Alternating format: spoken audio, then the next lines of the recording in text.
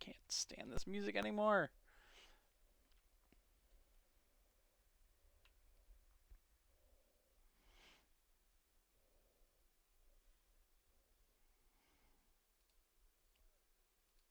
All right. ah, so now that I got my microphone fixed, I know some people were asking about the MiSTer FPGA. So decided, since I've been talking about it on the podcast and everything, to kind of give people an overview of what it is. So it's sitting over here, and I wonder if I can get this camera to. Let me see if I can add another webcam here.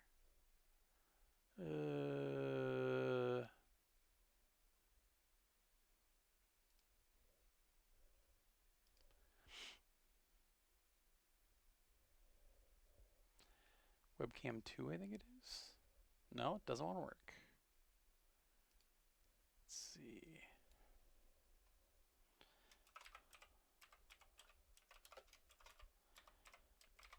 I'll see if I can get it to work. Also, I can unplug it and everything and show y'all. Oh, now it's not even working. All right, screw it. So this is what it is.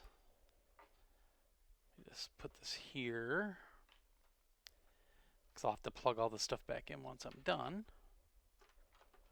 Shit. Let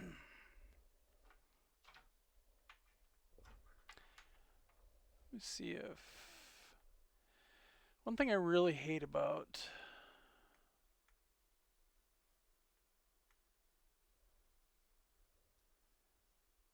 Well, not one thing, but okay. So this is the MiSTer FPGA. As you can see by my hand, you can see what the size is.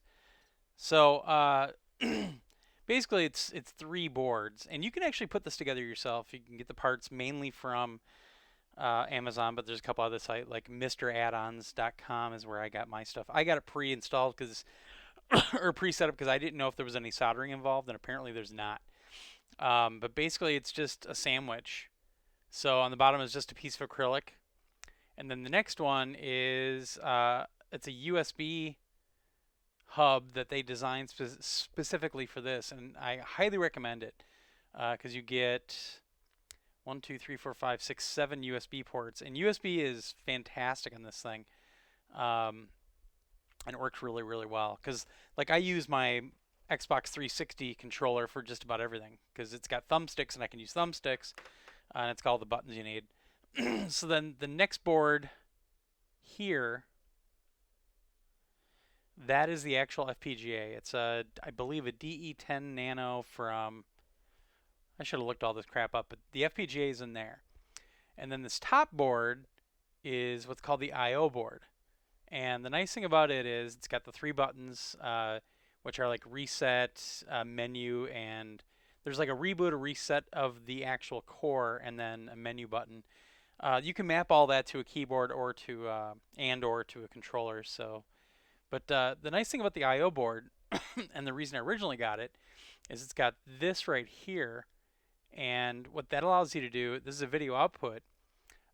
So like I've got a cable over here that does this connection to component, and the cool thing about this is if you have an old CRT device like the PVM and whatnot, this is one of the few devices that actually lets you go HDMI, which is right here. Oh, right there, somewhere in there. There it is. HDMI, and you can do analog at the same time. So for streamers and people like that want to have a PVM sitting on their desk and also be able to stream HDMI, this is perfect. And one of the reasons I really love this is that a lot of these old systems, you have to modify like crazy just to get them working on a modern display, or you have to even use like an OSSC and or a different device to output so that you can use it on a modern device. So I got it. I didn't really need it, but the other cool thing is it's got a fan built in, and the fan works for the FPGA device itself for the processor. And the funny thing is, when mine showed up, this right here, it's too bad I'm not getting better light in here. This right here, this plug, which is supplies the power to the fan, wasn't plugged in, and I thought, oh, it's probably just don't need it or something like that. And then I was playing, of course, Streets of Rage 2 on the Genesis one day because that's about the only game I play on the Genesis. And all of a sudden it started stuttering really bad and everything else. And I'm like, oh, maybe it does need the fan. So I plugged the fan in. Sure enough, that was it. So the cool thing is this makes things simpler. I mean, it made it really simple for me because I just bought the thing already pre-built.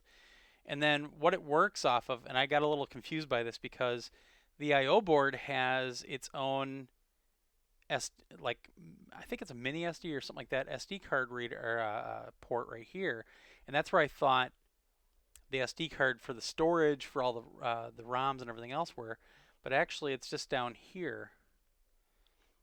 You can't really see it, but there's a little micro SD card right there, and you can pop it in, pop it out, and I have a really big one in here, which is funny when I got it because everybody's like, "Oh, that's way too much," and now that we're getting some CD stuff on here, what is this?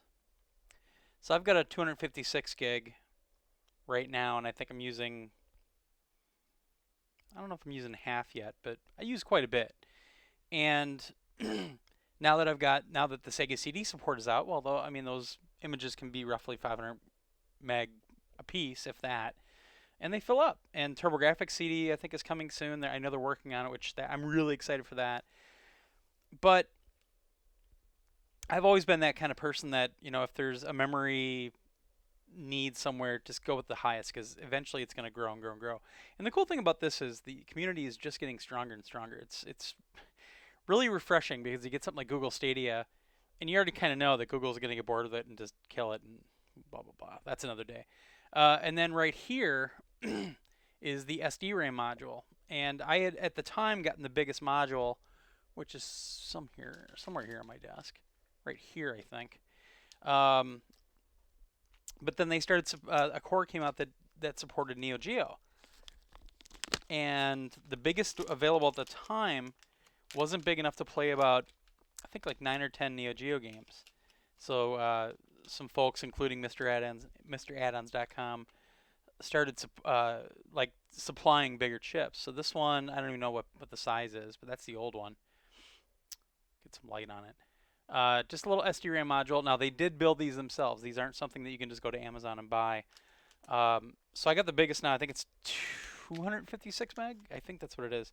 And the cool thing is, and you need SD-RAM because just about any core needs it, especially if you're doing a computer, like if you're doing a Commodore 64, an Amiga, Apple II, etc. That is what is standing in as your RAM for those computers. Because you can even do like a 486 core. But that's the device, the whole device right there, and that's pretty much everything on it. They also do make another board now. I know MiSTer Addons has one available. I'm not sure who else, but it's called what do they call it? A blister, I think. So, and I showed one before. I don't know if I think it's in my bag in the other room because I just took my FPGA down to Mark's. But there's a device called a Bliss box that's been around for a long time that you can use on like your PC, your NVIDIA Shield TV, etc. And what it allows you to do, it's a USB adapter that has all these dongles on it, and you can actually get controller ports for all the old, or not all the old systems, but a bunch of the old systems. So you can use your real controllers for the TurboGrafx, for the Turbo Duo, for the NES, for the SNES, for the Genesis, for the Saturn, which Saturn's not even supported, but there's all these things. And the neat thing about this is that like everybody loves the Saturn control pad, which it is one of the best ones out there because that actual D-pad thing on there is just awesome. If you have the correct amount of buttons on the controller, you can map any controller to work on any ROM pretty much, or any core pretty much. I know there's a couple of limitations, but nothing that's really stood out to me yet. Like I said, I'm using an Xbox 360 wired controller, so, and I use this for everything. Now, I do have a USB keyboard as well. It's a little one, a little tiny keyboard. I got it on Amazon for like 15 bucks because I didn't want it to take a lot of space up.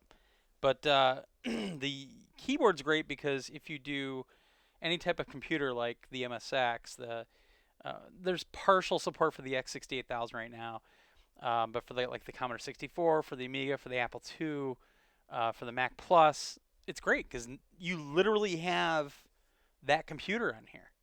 So I'm putting commands in just like I did with my Commodore 64 when I was in grade school.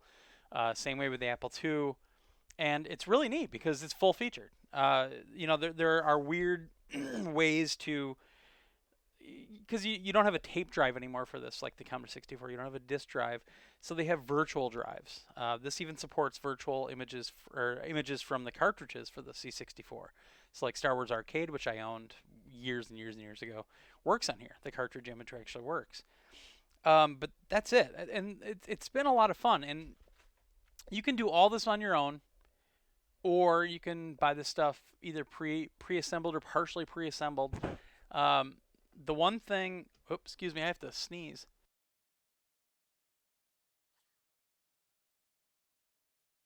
Sorry about that.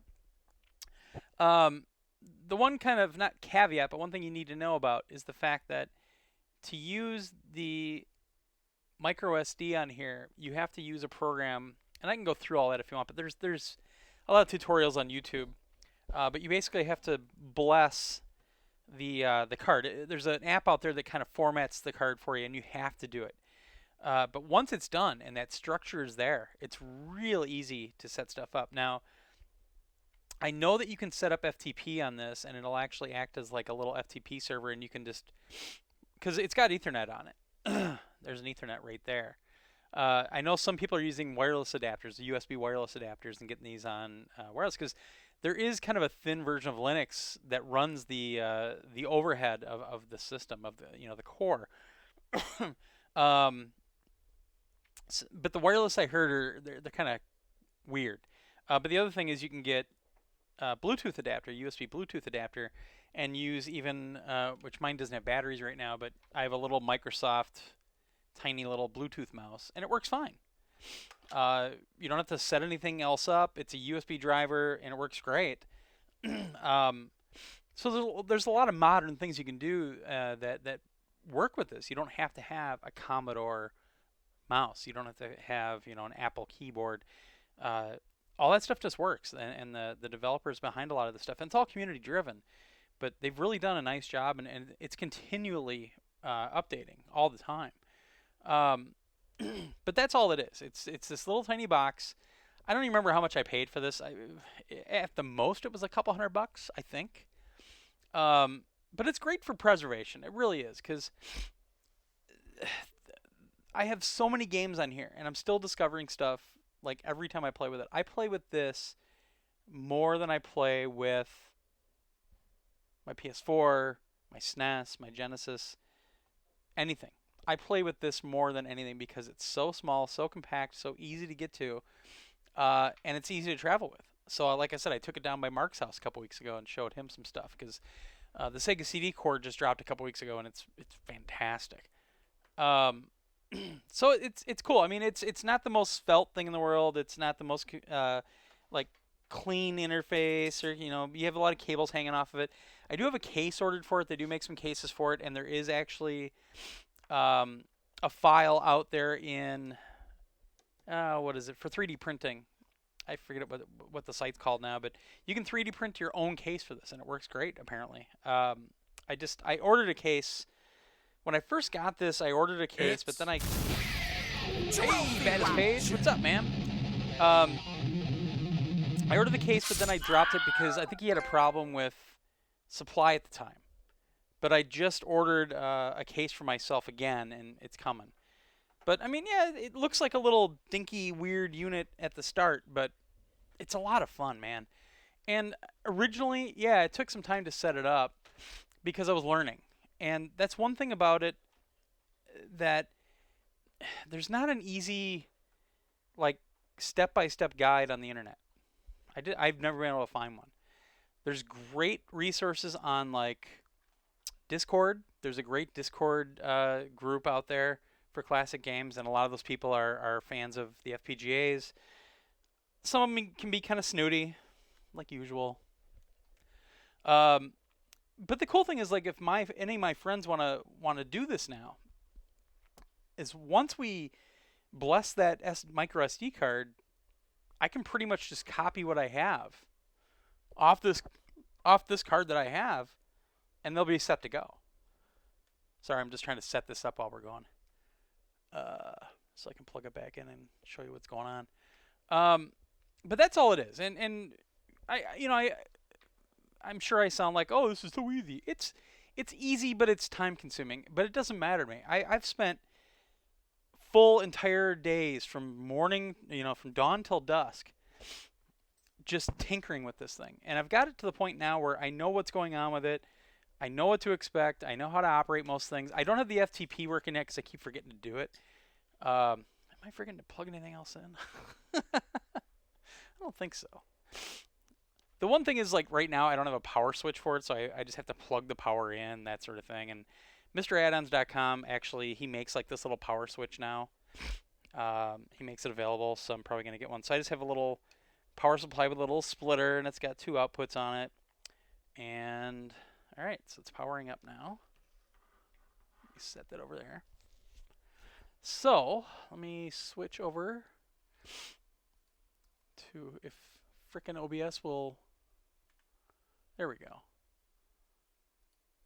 There we go. And that's all the menu is. Like I said, it's a Linux operating system kind of running in the background. It's a very thin version of Linux. You can throw commands at it and everything, but I've never done it once. I copy file. I actually take the card out, put it in my little card reader right there, and I just copy files over to it. But there's a lot of stuff on here. But like I said, I've got everything mapped to this controller. So kind of the one keyboard key that you need to know is F12 when you're running with this thing. That's what brings up the menu. That's what does all this stuff. I actually just put it on the Xbox button, which makes it a lot easier. So I just ran this script, but I'll show you what's up. There's a lot of scripts out there that people have written, and they're really good. Oh, I know what I forgot to plug in. The Ethernet port. Where is... Did I drop it? All right. Sorry, give me a second. I'm gonna grab the Ethernet cable. My dog wants some attention. Huh? What's up? What's up, baby girl? Hang on, let me give you a treat. We're not going downstairs. Stop begging me to go downstairs.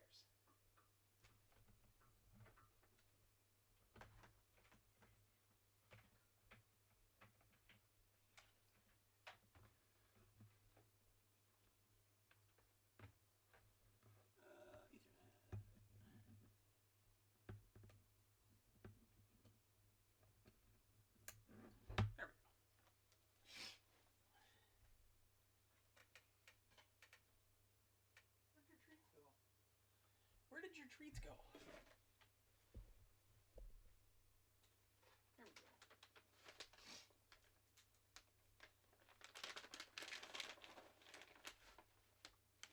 Here, try one of those.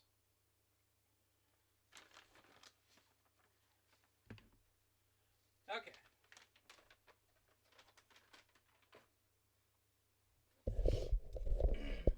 Sorry, it was doggy time. Okay, so, and that's the other cool thing. Like I said, it's got Ethernet. These scripts are awesome, and I've barely said any of them, but these are where you can set your output. So it's got an internal scaler, kind of, but everything will set up in here. So if you want to go with DVI mode on or off, blah, blah, blah, you can go through and turn all that shit on or off. Now, with the FTP, I actually need to edit a file, so I would have to bring that over to my PC so I can get onto it and actually edit the file, because I don't think I can do it on the device. What, babe? You know, anytime I stream, that's when you decide to wake up and bother me. Every time. Yeah. Okay. But one cool thing on here, and this is something that if you get into this, you need to know what this is. And it's really simple, but I didn't know about it for a long time. And that's this update script. So what this update script does, it goes out and it checks the device and the memory card to see what you have installed. And it'll actually check all those cores to see if any cores have been updated, and it'll automatically update them for you. Plus, some of the other cores that get released, especially the arcade stuff, it will actually download and install for you. Now, that's not automatic a lot of times. Some of the arcade cores are made by the people that have that stuff behind a Patreon wall or anything like that, but it's really cool. And I'll run it really quick to show you what's up with this. But it's just this script that somebody built, and it works fantastic. So, hey, Sean.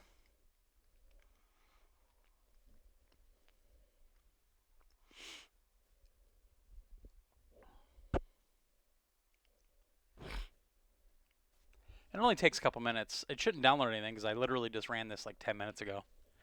I was streaming before, but my Yeti mic, I think, is dead. And it's not the fault of Yeti or Blue. Um, I usually have my headphones or a pair of headphones plugged into this, and I stupidly didn't clean the cable up one night, and my dog decided to start rummaging around and got the headphone cable caught on her leg, and you're not gonna be able to see it, but the headphone jack actually broke off, so it's still stuck in the jack here, and I can't get it out. And I even tried to take the microphone apart, couldn't get it apart. Must be something else, but now it's not working very well, and I was getting a lot of feedback today. That's why I switched over to the microphone and the mixer and everything I usually use in the Mac to record the podcast. So, oh good, now she's sleeping. Happy ho-ho days. You know, it's funny, I'm not a big Christmas guy, but I love it now because I've got family that I actually like, and I get to smoke a ham for Christmas, and it's a lot of fun for me. And Rock and I have this insanely long-standing tradition, because he used to have to go shopping on Christmas Eve for his brother's wife, who's now the ex-wife. It was a long story, but we always kind of forgot about it until Christmas Eve. And everybody would always say, "Oh, you guys are insane to go shopping at Christmas Eve." But it's actually easy as hell. We go to Appleton, Wisconsin, where the Fox Valley Mall is, which is the kind of the mall that all the people in the area go to. And we go up there. We end up going to TGI Fridays for lunch / dinner. And it's just a day. Well, I do all my shopping online. I didn't really do any shopping this year because I have no job. But we're still going. And we always go up. We go to TGI Fridays. It's usually, it's not packed, but it's a decent crowd in there usually. And we're going to go see The Rise of Skywalker that night. So I've got a full day. And then I actually have to get back to my parents, get the charcoal and the wood and everything going, get the ham on, because I have to smoke it for that day. So, yeah, it's going to be Christmas Eve is going to be a long day. So anyway, let me grab this. Wish my mouse worked right now, but like I said, I don't have any batteries in it. But I mean, the cool thing is there's a lot of stuff on here, and a lot of it's ready to go once you get it on there. Once you learn how to add new stuff. One of the problems that I really had was when the Neo Geo core came out. I had a bunch of ROMs that I've had for years. But the person that built the core kind of built it thinking of this one specific dump set. And my cores or my ROMs didn't work with it. So I had to go out and find this set and get it on there. But once it did, it worked great. So it's stuff like that you have to worry about. But honestly, the community is great. They really built a lot of stuff. So there's a lot of arcade stuff on here, but it's a lot of old arcade stuff. So like Asteroids, Pac-Man, Burger Time, etc. And these are the real arcade games that people have gotten going.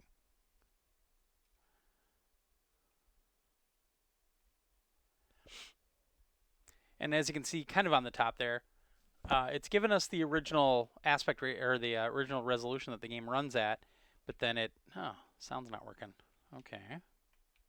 Okay, that's weird. But then because I run that script, it outputs everything at, I have it set to 1080p. So it's not really like it's a scaler. I wonder why sound's not working. That's weird.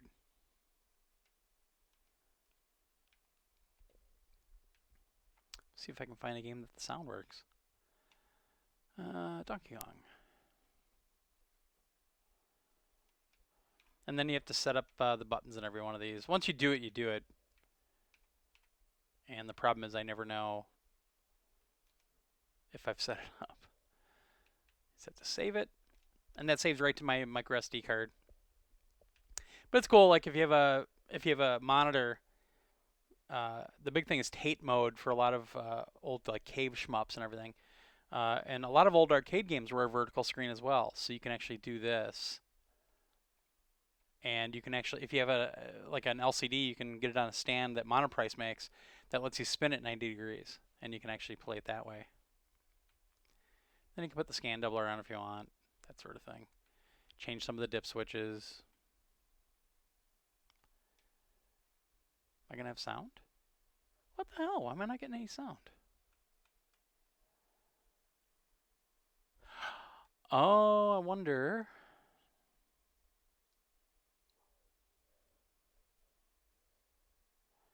Yeah, I'm not getting any sound. Huh. Let me check on that real quick, guys. Like, I'm not even getting any sound from or to the capture card for some reason. So I wonder if something got screwed up and it switched to the analog input. Come on.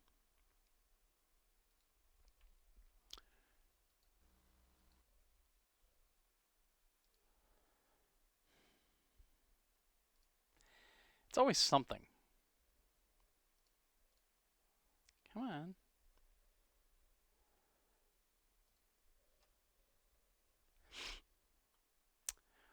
Well, interesting.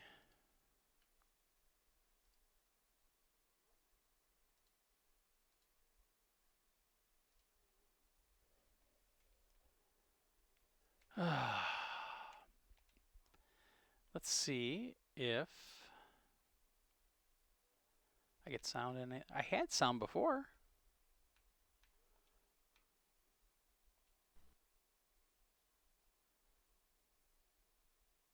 What the fuck? Oh. Okay. Huh. Well, let's play this.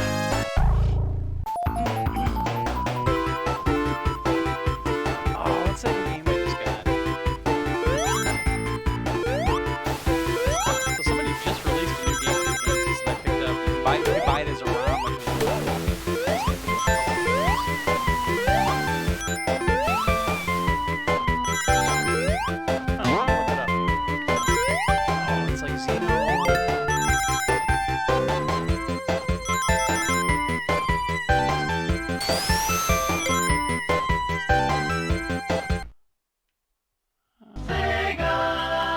Crisis. Here we go. So this is actually a brand new game that just came out for the Genesis. It's also going to be, it's either going to be or already just came out for the PS4, Xbox One, and Switch. Pretty cool game too. But that's the cool thing about this is, you know, Analog has been bringing out those really cool single console FPGA devices like they did the NES one, they did the Super Nintendo one, they're doing the handheld now, which I'm excited for, but I'm probably not going to get it. And I have the SNES one, I have the Genesis one, and I love it. And this is kind of an all-in-one because this is all community driven. Let me reboot this really quick. So the biggest difference with this device compared to like an emulator on, let's say, your PC or on your Shield TV or on your whatever. I turned it down, Dwayne. Thank you. What they do with this FPGA is they actually map the FPGA to simulate the actual hardware in these consoles. So the 68000 processor, which the Genesis uses, the Amiga, a few other ones, there's actually, I would say, kind of a virtual 68,000 on this hardware. And the really exciting part of that is that it's the correct timing, it's the correct everything. Because when you run emulators on your PC or any device, you're at the mercy of things like clock speeds and video drivers and how much overhead that emulator uses. Whereas the goal with the FPGA is to try to simulate that hardware one-to-one. And one of the cores that just came out, it was really exciting for me because this is actually one of the systems that the new analog handheld's going to do is Game Boy Advance. And the thing that's exciting for me about Game Boy Advance is it's a 32-bit system, and for a long time it seemed like it was going to be the MiSTer FPGA was going to be limited to 16-bit and below, which is fine, but this is 32-bit and it works, and it actually works really, really well. So I was trying to put a video up of this. I didn't even know this game existed. A Final Fight game for the Game Boy, for the Game Boy Advance. So let me show you. So I'm actually using a filter right now to make it look like the Game Boy Advance screen. So that's why you see like check. I don't know if that. Yeah, it is coming through in the screen. So that's really cool. But that stuff's really easy to configure. Just go into here, and I've got the LCD effect on there right now, but I can turn it off if I want, and that gets rid of everything. I can also go over to here and add a scan doubler if I want. Some people think that it makes it look a little bit too much like a cartoon, they always say, and I get it. Save this quick. But I never knew this existed on the GBA, which is funny. I really like the GBA. But this game is really good. I was trying to put a video up of it before, but the video I captured, it has audio, but when I took it into Final Cut, Final Cut didn't want to see the audio at all, or hear the audio, I guess you'd say.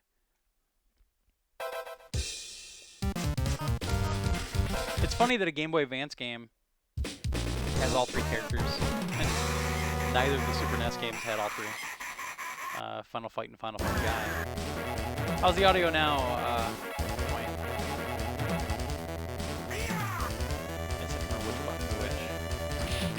This game is really good, and the thing is, I don't know how to describe it, but you can almost actually sense the 32-bitness in this game compared to...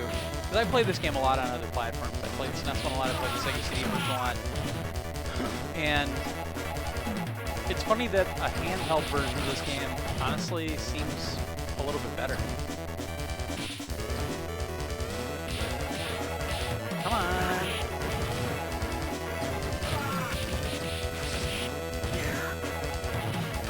So, I mean, it's the same concept as running an emulator, let's say, but it's a lot more accurate. And that's one of the really fun things about it. No, it doesn't do Saturn. No, it doesn't do Dreamcast. I'm thinking of the stuff by Shield, or that I have on the Shield TV, because I have a lot of emulators in there. But it sounds like someone actually is working on a PlayStation core for this, which is funny. Funny in the sense that I never thought that would happen. But also funny because everybody told me that the micro SD card I have in here was too big. I never use it, and now we got all these CD-based games that people decided they're going to start working on. The one I'm really interested in, simply because the video output, is TurboGrafx CD. I would love to see TurboGrafx CD, and apparently they're being worked on. And quite frankly, if they can get Sega CD working, they can get TurboGrafx. Still loud, but I can hear you. Yeah, but who wants to hear me? See how that goes. I have the mic almost all the way up. So, GBA is a new one, and Sega CD is a new core, and they're both just damned exciting. And the Sega CD core, it's funny because it showed up out of nowhere. And I'm not that big of a Sega Genesis fan. I'm not that big of a fan of the Sega CD, even though I own 3 of them, because 2 of them failed on me. But it's just fascinating the fact that the Sega CD actually has another 68,000 processor, and it's got custom hardware for the scaling rotation. It's got all this custom hardware. And then you think about the TurboGrafx CD, because it's literally just a CD drive. you know, it doesn't do any additional processing. It doesn't have any additional video chips. It's just it's a storage device, and nobody's gotten that working yet. So let me show you something here. So these are all the cores I've got running on it now. A couple of them I haven't even messed with. I have a Bally Astrocade downstairs, actually, 2600, 5200 ColecoVision. The regular Game Boy, and this also does Game Boy Color. What's up, Ginger? Genesis, and then the Mega CD, Sega CD. Mini Meg is the Amiga core, which I was messing with before. I just wish I knew some good Amiga games to pull up. Neo Geo is fantastic. I own a Neo Geo. I own a bunch of cards. And this is good enough that I've actually said I'm probably going to sell my Neo Geo. I already started selling some cards. I just don't need it to take up all that space anymore. The NES core, a lot of people think is just as good as the analog device now. The NES core has really been worked on. It's got a lot of cool support, including the Nintendo floppy disk drive with the additional sound support, all kinds of cool stuff. And it also supports all of the MMC special chips. Because some of the cartridges had additional chips on them, like the Super FX and the SNES. There's some NES games, like the Mega Man games. A lot of those have an additional chip in them. And full support for all that. And it's all in the hardware. It's not just some software thing. It's all mapped in the FPGA. Odyssey 2, I have one of those, and I have a lot of games for it. The original Pong. One of the things that came out, and I think I've got it on here somewhere, is somebody just brought the very first video game ever to this computer space. But it's called something weird, and I've never messed with it, but I think I have it. Oh, this PDP-1, yeah. Ginger, what? What? What? Am I not paying enough attention to you? Huh? You nut? Oh. Oh, it just goes. Okay. Oh, so I'm on the right there. I'm on... Oh, shit. Shit. All right. But this is literally the first video game ever made that we know of. And somebody got this working here in the FPGA. This just dropped. But, I mean, got a lot of stuff here. And like I said, I've messed with some of this, but ZX81, ZX Spectrum, ZX. The X68000 is actually... it's one that I was really interested in. I've never gotten it to work, and it's not really an official release. It's something that it sounds like some guy was just messing with, and it kind of works. But I really do hope that somebody works on this more and gets it running, because it's interesting. Commodore VIC-20. I don't know what this vector thing is. I don't know what that is. TI-994A is a Texas Instruments computer. I have one of those as well. I don't know what Specialist is. I don't know what Sharp MZ is. I mean, a lot of this stuff I have no idea. MSX was actually a Microsoft computer that got really big in Japan. I think they came out over here too. But people really love the MSX, and I started messing around with it, like Snatcher's on there and some other stuff. I don't know. It just doesn't do much for me. Macintosh Plus, which is actually really cool. Jupiter is another PC that was over in England that I've never really messed with. I had to read up on it. The Commodore 64, the very first computer I ever owned. It's fun to mess around with it, but I don't have a lot of nostalgia for a lot of games on it, so I'm really at a loss for what games are good or bad. But it's cool to have that. And this is a full-featured Commodore 64. It's crazy. Like it'll even emulate the tape drive. So like tape images will come up, and you actually set it up as a tape drive on there and have to run all the commands. There are some shortcuts now, so if you don't know load 8, 1, 8, 1, stuff like that. The Atari 800 I've never messed with. Aquarius, and that's just the PCs. So then you can go in here. Like I said, all these arcade games. What's the new one? Well, I mean, Time Pilot's one of my all-time favorites. I love this game. Hey, thanks, Baddest.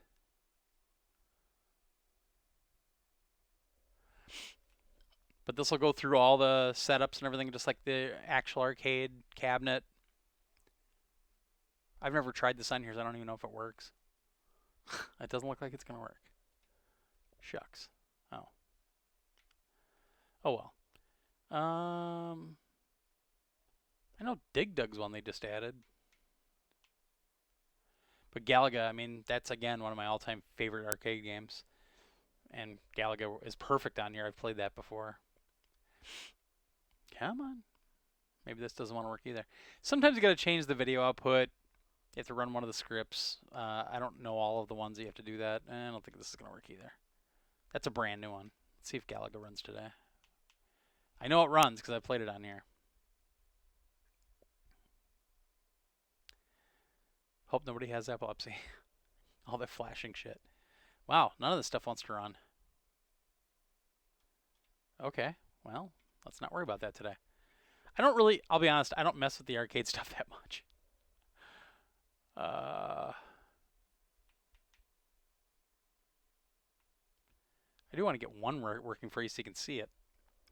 What the? Wow.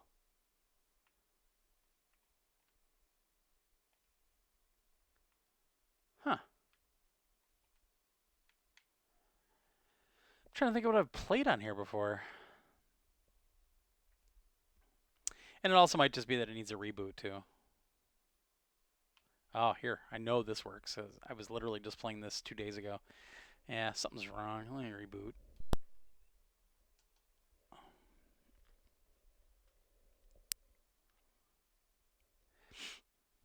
Come on. There we go. I just want to see if Moon Patrol works today. There we go. God, I love this game. Oh, shit. I didn't set up the control, I don't think. Yeah, we'll see. Oh, crap. I did the wrong buttons.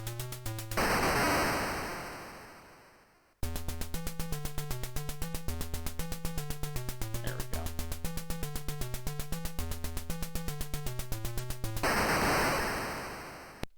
And as you can see, I have a CRT filter running. And you can do a lot of that. I was just messing with it. But the cool thing is you're getting a digital output, and that's one of the reasons I really love this. Because, you know, I've got some ways to have some games with a digital output, like the other two FPGAs I have, the Sega Genesis and Super Nintendo one, and I've got some other things. But really, a lot of times what I have to do, and it sucks for recording, is that I have to take like an RGB output into the OSSC, which then converts it to digital, kind of, and then run that into a capture device, which, because of the way that the OSSC uses like integer scaling, or not scaling, line doubling and stuff like that, if it's an odd resolution coming out of the original source, even if I'm line doubling it, it's not 1080p, you know, it's not 1920 by 1080. It's a weird resolution. And the capture devices themselves, the hardware has the capability of seeing those resolutions. And sometimes you can play with like the capture software I'm using now or whatever. But a lot of times it'll say like, you know, no signal found, because their software is really strict about resolutions, and a lot of times it's 480p or better, and that's it. And it has to be those rigid, you know, 480p, 720p, 1080p resolutions, or it just freaks out. So this allows me to actually output at 1080p all the time, or 720p, and it looks good. And this is a digital signal. I don't have all that noise, you know, from component or from S-Video or from RGB, because RGB I get some noise too. It just works. God, I used to play this at Pizza Shop on Maple Hill in Kansas City all the time. Okay, there we go.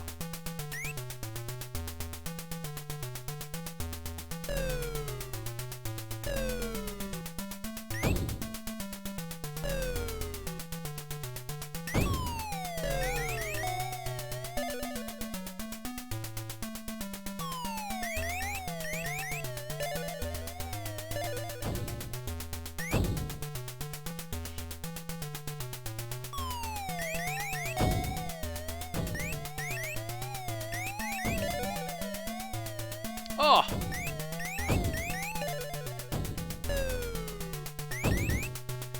This game gets crazy after a while. I won't play too much of it. But, you know, from a preservation standpoint, from a history standpoint, I just love the fact that this stuff's all set up on here. Then I can tell my friends' kids or whatever else, like, oh yeah, here's a game I used to play when I was younger. When I was in 8th grade, I was playing Moon Patrol, or even before that. But I mean, people have gotten stuff working that shocks me. Like, quite frankly, Sega CD/Mega CD, getting that working shocks the hell out of me. Alright, that's enough of that silliness. So, I mean, if there's anything anybody wants to see, let me know and I'll pull it up. This one I've been having a lot of fun with lately because I'm recording video for the TurboGrafx Mini. I don't know why I only have that one game in there. Do you find it hard to enjoy older games? Yeah. Sometimes I do.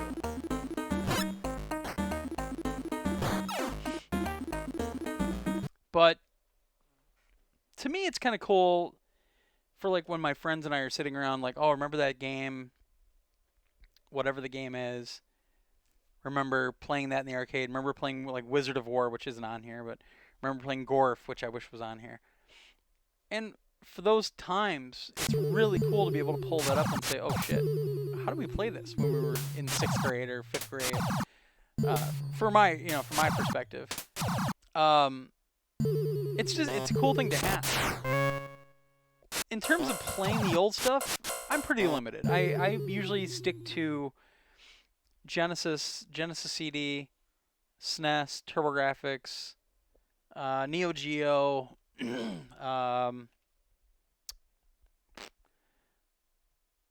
I don't really play Master System. I didn't grow up with a Master System, so it doesn't really mean that much to me. NES is really hard for me to go back to, and I don't play it very often. GBA, I've just really scratched the surface so far, but GBA is a lot of fun. Game Boy and Game Boy Color, on the other hand, I could care less. I played a couple of the Castlevanias, but I own a Game Boy, and the only game I actually own for that system is Tetris because it came with it. I never got into Game Boy at all. And that was out when I was, working at Electronics Boutique. I was working at Toys R Us and KB Toys around that time. It was a little bit older back then, but, I just never liked that system. I got it, and I got why it was popular. I just didn't care. ColecoVision's another one where I never owned one. I had friends that owned them, but we never really played it that much. So I don't have a lot of fond memories of ColecoVision. I owned a 2600. There's only a few games I'll go back and play, like River Raid, Hero. Every now and then I'll play Asteroids, but Yar's Revenge. There's certain few that I'll go back and play just for nostalgia's sense. But a lot of the 2600 stuff is really rough. 5200 I never owned. I own one now. I own 3 of them now because people just give them to me. I really do hope that they'll do an Atari 7800 for this, just because I never owned one, and I've never actually played a 7800. I've never played an emulator. I've never played the hardware itself, and I'm curious because a lot of people are like, oh, it's pretty similar to the NES, and then I go out and look at videos and everything for it, and it's nowhere near the NES, especially sound-wise. It's got the worst sound. Intellivision's coming, I think, from what I've heard, but Intellivision will be tough because it's got that number pad on it, and I own. I have a regular Intellivision and I have an Intellivision 2, both with the voice module, and I mean I can play them. I'm surprised. I thought I had Intellivision on here though. I thought there was a core. I'll have to look. Interesting. But the computer stuff is a lot of fun, and it's a learning experience for me, especially playing ZX Spectrum stuff, because boy, that stuff is rough. It is really rough. But MSX, I never got to play one, so it's cool to be able to go in and play some of that stuff. And MSX, I think it's kind of hard to get going on here. Because there are different variations of the hardware, and I think sometimes you have to run that certain hardware to get this certain game to work, and blah, blah, blah. Too many parameters, whatever that means. Oh, here we go. Okay, so yeah, MSX Turbo, MSX2 Plus, blah, blah, blah, blah, blah, blah.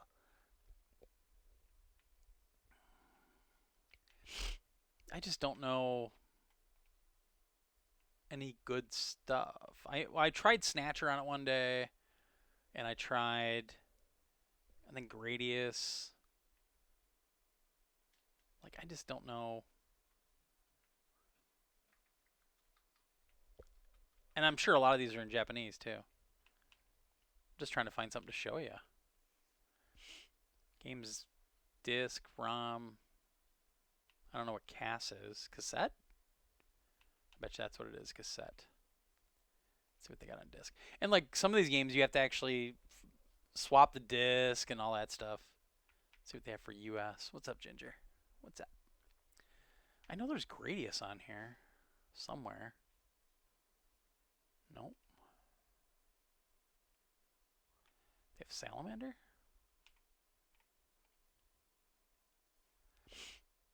I should look for a way if I can actually unzip all that stuff ahead of time. That's one thing about people that, like when the Sega CD came out for this, everybody's like, well, does it run zip files? Because a lot of people like to run their emulators with pre-zipped files, and then the emulator itself will decompress it. I don't care about that. I have a ton of space. So, Street Neo, ugh. It's okay. It's funny. My dog will sit on the couch all day and not give a shit in the world, not pay one iota of attention to me. But if I start, I can be at my computer all day, no problem. But if I start streaming, she's on me right away. I don't know any good games here. I don't even recognize any of these games. I want to show you an MSX game, damn it. Oh, they have Cosmo Gang? Oh, that's the puzzle game. Yeah. Because Cosmo Gang is a great game on the SNES.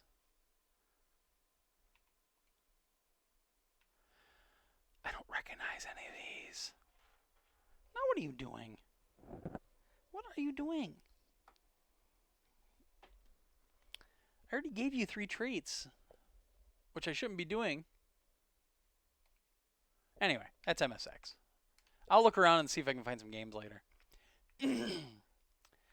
But I'll tell you, this has been a lot of fun to play with, and it's fun because there's always something you can tinker with, which is great for me.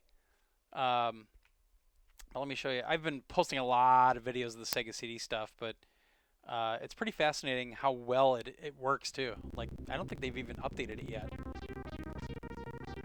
You can even load BIOS files from like Europe and from Asia, which, because stupidly Sega made the Sega CD region locked, even though the console itself wasn't, as long as you snip those 2 little corners of the cartridge slot. It's like, I just showed you that Final Fight game. This is actually a really good version of the game, which I scoffed at for years because it was on the Sega CD, it sucks. It was actually really good. You know, you always like getting around the cables. Like right now, you're on top of the controller cable, dog. Jesus. You just want to pull something out of the socket again, don't you? Okay. And we're not going to watch this intro because it sucks.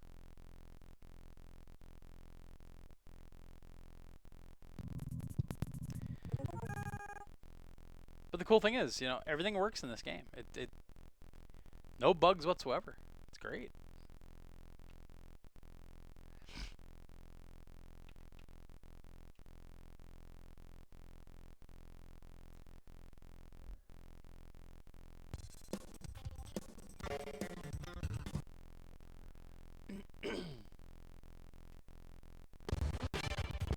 I'm not going to play too much of this. I just want to show you.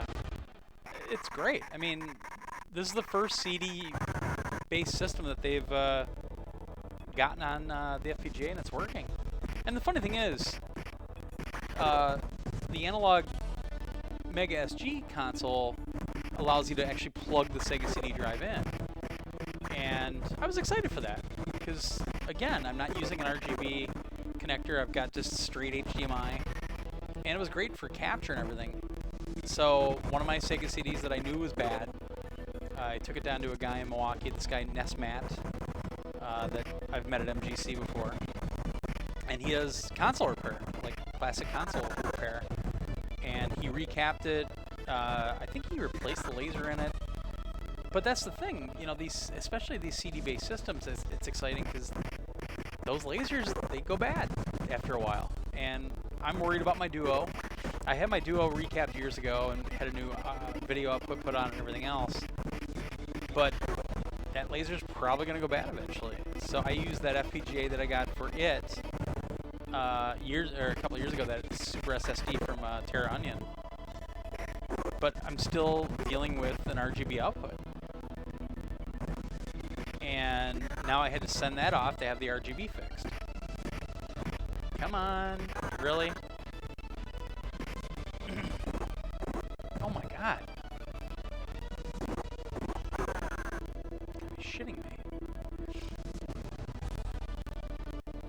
So, you know, from this one little tiny device, I'm able to play all this stuff. It's, you know, and it's really easy to do. And there's always new stuff coming out for it. I've got more coming out for this than I have on Google Stadia. Which is funny.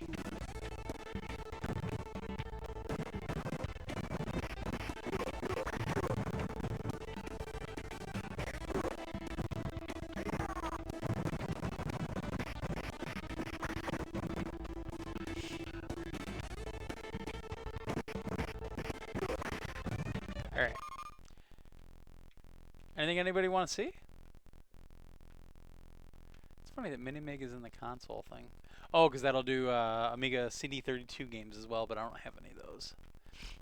But the cool thing is, like, you just go into this menu and you just switch between everything and just go.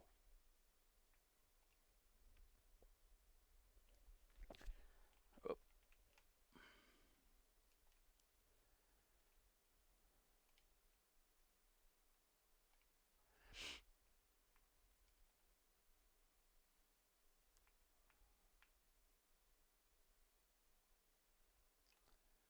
ABC.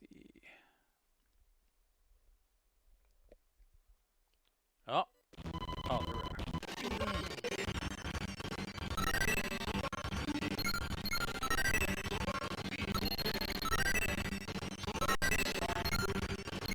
Oh, I love this game. Not very good at this anymore, but I love this game. And it's one of the few games that came out of them, both the Sega Genesis and the SNES, that I will say get the Genesis version. Because if I get far enough, I'm not going to play a full game, but they put these landmines out in the field, because it's all robots, and Nintendo actually made them censor that. Oh boy.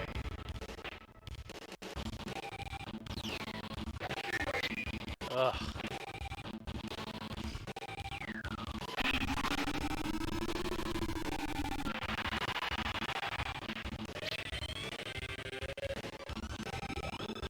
What? You don't need to go out yet. It's only almost 4. You don't go out yet. You're just hungry, aren't you?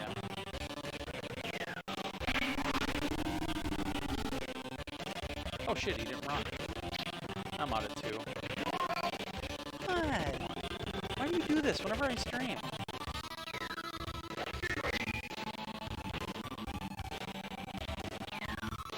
Oh my god.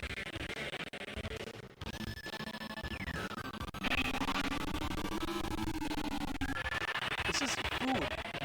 This is a controller, it's not food. I'm not paying attention to this game at all.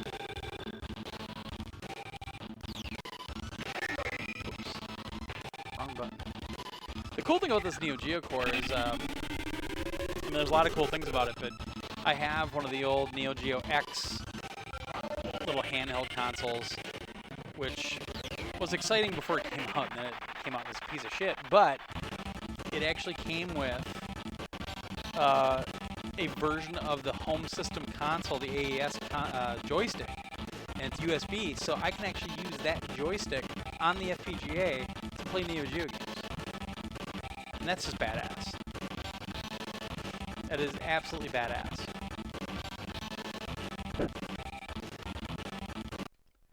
And then get your fighting game on. We're almost done, babe.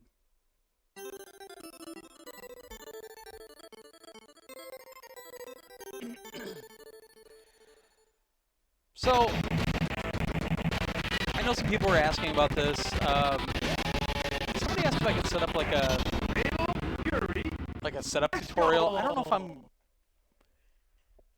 equipped well enough to do that, because I didn't actually do a lot of the setup. I had that MiSTeraddons.com do it for me, just because I didn't know at the time. I was busy with work. I had a job. I mean, the more and more I've looked into it, I think I can do it all myself now, but you really have to scour the internet. And I mean, there's some stuff on YouTube, but I don't know. The stuff on YouTube for tutorials and everything can get really confusing, because a lot of the people are like higher level enthusiasts, and a lot of times they assume that you know what the hell they're talking about, and I just don't. You know, I know what I know. So, I mean, I can definitely help people if anybody wants to get into this. We don't have any type of deal with MiSTer Add-ons. I really like the site. He's a really great guy, and I talk to him pretty regularly now because he's on Discord a lot. When I actually decided to get into Discord. But if you're interested at all, I would say go to his site. I know there's some other ones out there, but I really like I mean, that's where I got this from. It's just MiSTeraddons.com, MiSTeraddons.com. And it's not, you know, $50 or anything. It's a couple $100, but I'm getting so much enjoyment out of this thing. It's the best purchase I've made in a long time, and I've had this for a while now. But I can't recommend it enough, especially if you're a retro gamer at all, because not only is it not some cheap emulation like RetroPie device from China, you know, they're replicating the actual hardware. It's not just a software wrapper over like an ARM processor. And there is an ARM processor in here too, because that's what runs like the OS and everything else, but it's the FPGA at the core that really makes things so different. And it really does. I mean, this stuff runs beginner, because I suck at these games. I have not seen a problem with Neo Geo yet, and I have one. You know, I've had one for years. And the games that I've played so many times run perfectly. And the cool thing is, you can actually run the Universal BIOS on here as well. That's that little setup thing that I did when I first launched the game. And so what that allows you to do is, after the Neo Geo started really propagating quite a bit, there was pressure to stop having blood in the games and everything. And the Universal BIOS actually lets you go in and change some soft dip switch settings. So you can turn the blood back on, you can set the continues to 99, like Metal Slug, I put my lives up to 99, because you gotta remember, these games are made for the arcade. This is an arcade system. You know, it's cool that the games also work as a home console, but these games are made for the arcade. I forget what all those moves are.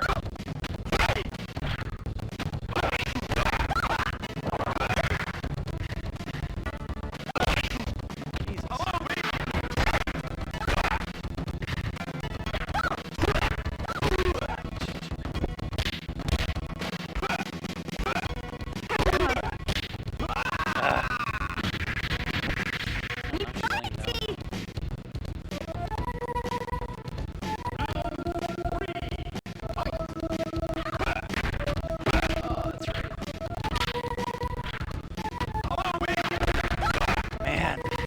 Even on easy, get my ass kicked.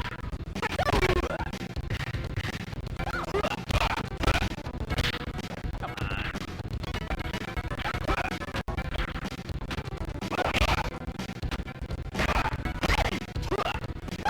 No, these games are made to take quarters.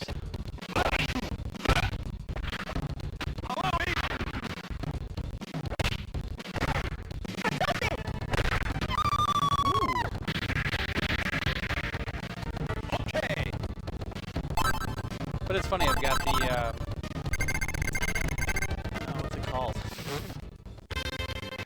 There's a new system that it sounds like it's emulator based, but it does a lot of the CD-ROM.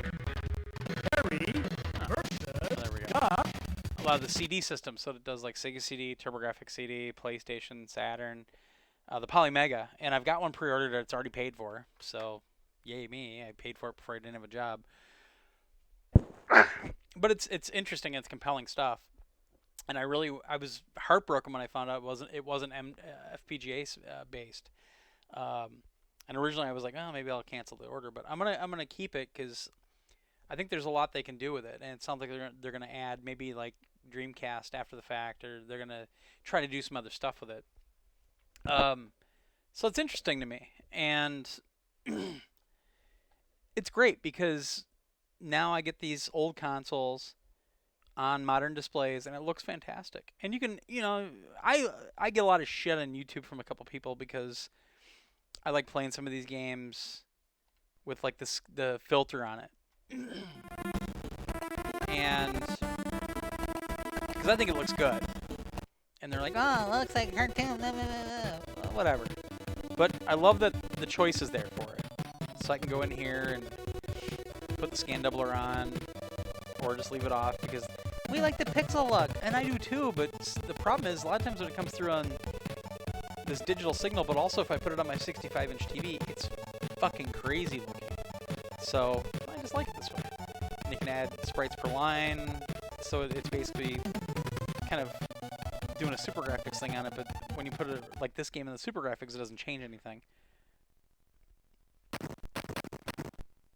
Love this game. It's still hard to believe that this was basically a launch game for the system. Still one of my favorite shooters of all time. But it's great, and I'll be honest, when TurboGrafx CD hits, there's gonna be no stopping me. I can box up my Duo at that point. I still want to try to get my full US collection. I'm only 12 games short, I think. That's all the ones that people want way too much money for. But even as a casual retro gamer, and you're not gonna use it every day, which is fine. It's great because it's small, it's easy to put away, it's easy to set up, it's easy to update because they just have the one script and it updates everything for you. It's easy to add games for. You don't have to go through and set up a menu, and you don't have to, oh, I'm going to put this background. You can do that stuff if you want, like put a new background on, whatnot, but honestly, the standard setup for this thing is quick, and there are a lot of options. You can set up a different controller for each core if you want, because each core has its own controller settings. It's not universal. There's a controller setting for the system itself in the menus, because you can just use a keyboard, or you can set up a controller too. But you get that blister thing. So MiSTer Add-ons actually worked with BlissBox, and they have this like blister thing they call it, and it's another wafer in the stack. So instead of having 3 wafers there, you have 4, and the BlissBox dongles are USB, and then on the other end are HDMI connectors, and those go to each dongle, and each dongle's 1 controller. But you can, get 5 if you want, and you can play Bomberman 94 on this with 5 players, all using regular TurboGrafx controllers. And that's one of the really cool things about this over a lot of the emulators, is that you have the opportunity to use the original controllers as well. You can, I don't know where, oh, it's in my bag. You can use one of the 8BitDo Bluetooth controller receivers. Throw it in the USB drive and boom, it works. So cost-wise, it's not that bad when you consider, how much an analog, just single system FPGA costs. I don't balk at their pricing. The jailbreak firmware comes out for especially the Mega SG, which is the Sega Genesis FPGA, and that added support for the jailbreaks are always let you put ROMs on it, just like I'm doing here, but it added support so you can do Genesis, Game Gear, Master System, and ColecoVision, because I guess ColecoVision's tied to Sega somehow in Japan. I don't know the whole story, but here all of a sudden you have 4 systems running on that one console. And it still works with cartridges if you want. There's an adapter out to use Master System and Game Gear carts on the console itself.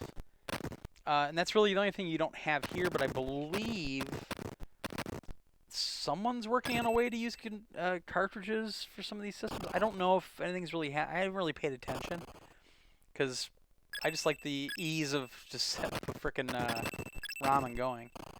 I mean, I own a ton of these games, so I'm not worried about the piracy implications at this point, because a lot of those companies, one, don't care, or two, don't exist anymore. You know, TurboGrafx doesn't exist. Yeah, Konami owns it, but I mean, I'll still get a TurboGrafx Mini. I'm not going to hurt Konami by doing this. So, anyway, well, I think I'm going to go for now, but if anybody has any questions, tweet me, email me, glenn@psnation.com. Shoot an email to the podcast if you want. I can talk about it on the podcast next time. Whatever. But it's if you're interested, I do recommend it personally. I think it's a great project, and you know, you always worry that it's gonna do well for a little while and it's gonna peter out. I don't see this petering out. I really don't. Even if they get to the point where they start using a different FPGA that's like more powerful or something, it's pretty modular, so I think you'd just be able to kind of plug a new one in. I don't know for sure, and I don't hear any rumblings like that ever, but this is one of the most confident part purchases I've made in a while like this. Like, I'm happier with this than I am with Stadia, and I like Stadia's tech, but Stadia just scares me because I don't think it's going to be around for too much longer in terms of their library and getting stuff added to the library. But anyway, yeah, if you have any questions, though, you know how to get a hold of me. Facebook on the PlayStation Nation page. Hit me up on Twitter @TorgoPSN or @PSNation. I'll put this replay up on our YouTube channel, on PS Nation's YouTube channel, so you can always hit me up on a comment there. But if you have any questions, you know, let me know. I can put another video up, whatever, and show y'all what's up. So, I guess I'll go for now. I guess. If y'all want me to.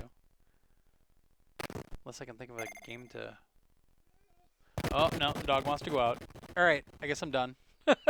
She just whined at me. So, thanks very much, folks. Hope you enjoyed it, and tell your friends.